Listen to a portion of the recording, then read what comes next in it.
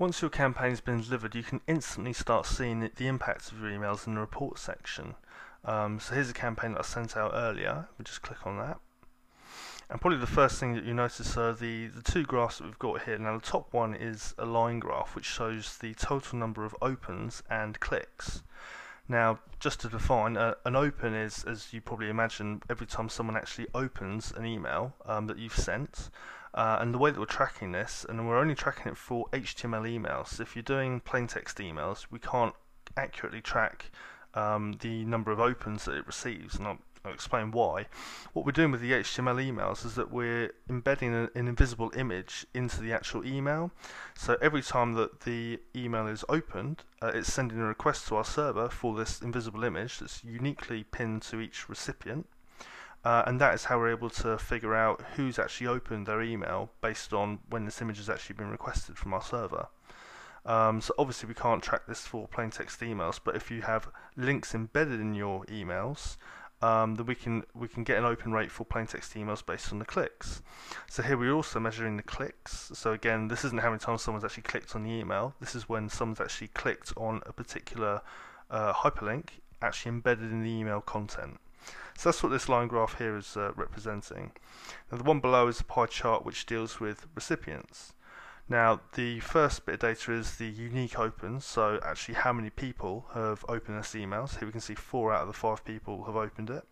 One person has yet to open it, so that comes under the not open statistic. You may also get a number of bounces, especially if you're working with particularly large lists.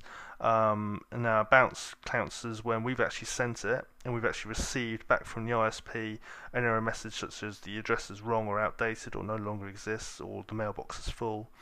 But also note that the not opened rate also counts. It's not just not open, but it may also be bounces, but we just haven't had the actual bounce back yet, so do bear that in mind.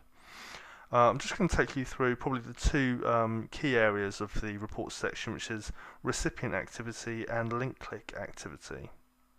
So if we go to recipient activity, and under here you can see that we've got total number of subscribers here, so all the recipients on this particular mail out.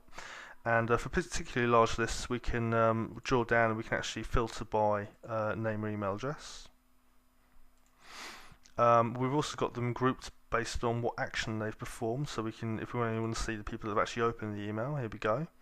If you only want to see people that clicked, again we can filter for that, unsubscribed, etc, etc. So if we actually drill down into one of the actual particular subscribers, and here we can actually see their activity, and we can see what action they've performed, whether they've opened the email or if they've clicked, and what link that they've actually clicked on. And we can also see when they've actually done it as well. So this data you might find particularly useful. I mean, I know that myself, when I've used this data, I might contact a customer after doing the mailing, and I may have noticed that they've looked at or clicked on a number of links in my email, but never actually bought anything or contacted any of my staff or the account manager about it. So armed with that knowledge, I know that they're interested, so I'm able to contact the customer and maybe give them a gentle nudge or just talk to them, and maybe even close a sale. So moving on to link click activity.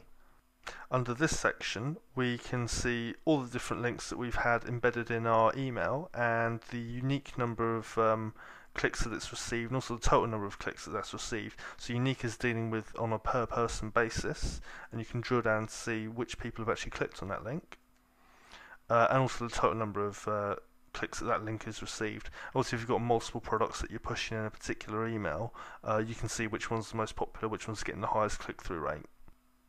And that's a general overview of reports and email me and how to understand them.